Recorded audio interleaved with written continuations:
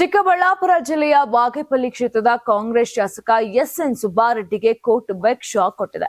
ಕಾಂಗ್ರೆಸ್ ಶಾಸಕ ಸುಬ್ಬಾರೆಡ್ಡಿ ಆಯ್ಕೆ ಅಸಿಂಧು ಎಂದು ಹೈಕೋರ್ಟ್ ಏಕಸದಸ್ಯ ಪೀಠ ಆದೇಶ ಹೊರಡಿಸಿದೆ.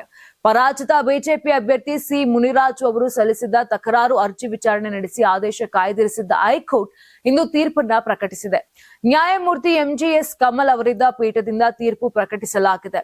ಎಸ್ಎನ್ ಸುಬ್ಬಾರೆಡ್ಡಿ ಆಯ್ಕೆ ಬಗ್ಗೆ ಬಿಜೆಪಿ ಪರಾಜಿತ ಅಭ್ಯರ್ಥಿ ಸಿ ಮುನಿರಾಜು ಅವರು ಸುಬ್ಬಾರೆಡ್ಡಿ ಚುನಾವಣಾ ಅಕ್ರಮ ಎಸಗಿದ್ದಾರೆ ಎಂದು ಹೈಕೋರ್ಟ್ಗೆ ಅರ್ಜಿ ಸಲ್ಲಿಸಿದ್ದರು.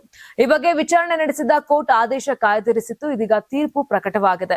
ಕೋರ್ಟ್ ಸುಬ್ಬಾರೆಡ್ಡಿ ಆಯ್ಕೆ ಅಸಿಂಧು ಎಂದು ಆದೇಶ ಹೊರಡಿಸುತ್ತಿದ್ದಂತೆ ಪರಾಜಿತ ಬಿಜೆಪಿ ಅಭ್ಯರ್ಥಿ ಸಿ ಮುನಿರಾಜು ಅವರು ತಮ್ಮನ್ನು ವಿಜಯಿ ಅಭ್ಯರ್ಥಿ ಎಂದು ಘೋಷಿಸಲು ಕೋರ್ಟ್ಗೆ ಮನವಿ ಮಾಡಿದ್ರು. ಆದರೆ ನ್ಯಾಯಾಲಯ ಸಿ ಮುನಿರಾಜು ಅವರನ್ನು ವಿಜಯಿ ಎಂದು ಘೋಷಿಸಲು ಹಿಂದೇಟು ಹಾಕಿದೆ. ಇನ್ನು ಇದೇ ವಿಚಾರವಾಗಿ ಚುನಾವಣಾ ಆಯೋಗ ಹಾಗೂ ವಿಧಾನಸಭೆ ಕಾರ್ಯದರ್ಶಿಗೆ ನೋಟಿಸ್ ನೀಡಲಾಗಿದೆ. ಇನ್ನು ಸುಬ್ಬಾರೆಡ್ಡಿ ಪರ ವಕೀಲರು 1 ತಿಂಗಳ ಕಾಲ ಆದೇಶ ಅಮಾನತಿನಲ್ಲಿಡಿ ಎಂದು ಮನವಿ ಮಾಡಿದ್ರು. ಆದರೆ ಕೋರ್ಟ್ ಆದೇಶವನ್ನ ನಿರಾಕರಣೆ ಮಾಡಿದೆ. ಕಾಂಗ್ರೆಸ್ ಶಾಸಕ ಎಸ್ಎನ್ ಸುಬ್ಬಾರೆಡ್ಡಿ ಚುನಾವಣಾ ಆಯೋಗಕ್ಕೆ ಸಲ್ಲಿಸಿರುವ ನಾಮಪತ್ರ ದೋಷ ಪೂರಿತವಾಗಿತ್ತು ಎಂದು ಆರೋಪಿಸಲಾಗಿತ್ತು.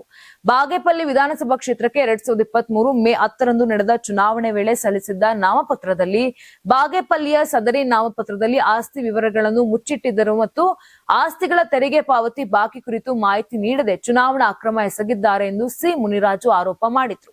ಯಾರಾಗ್ತಾರೆ ಎಂಎಲ್ಎ ಅಭ್ಯರ್ಥಿ 2028 ಶೀಘ್ರದಲ್ಲೇ. ಪ್ರತಿದಿನ ಒಂದೊಂದು ಕ್ಷೇತ್ರದ ಟಿಕೆಟ್ ಆಕಾಂಕ್ಷಿಗಳ ಸಂಪೂರ್ಣ ಮಾಹಿತಿ ಪೊಲಿಟಿಕಲ್ ಜರ್ನಲಿಸ್ಟ್ ಕೆಎಂ ಶಿವಕುಮಾರ್ ಅವರಿಂದ. ಕರ್ನಾಟಕದ ನಂಬರ್ 1 ಡಿಜಿಟಲ್ ಮೀಡಿಯಾ ನಿಮ್ಮ ನೆಚ್ಚಿನ ಕರ್ನಾಟಕ ಟಿವಿಯಲ್ಲಿ ಮಾತ್ರ.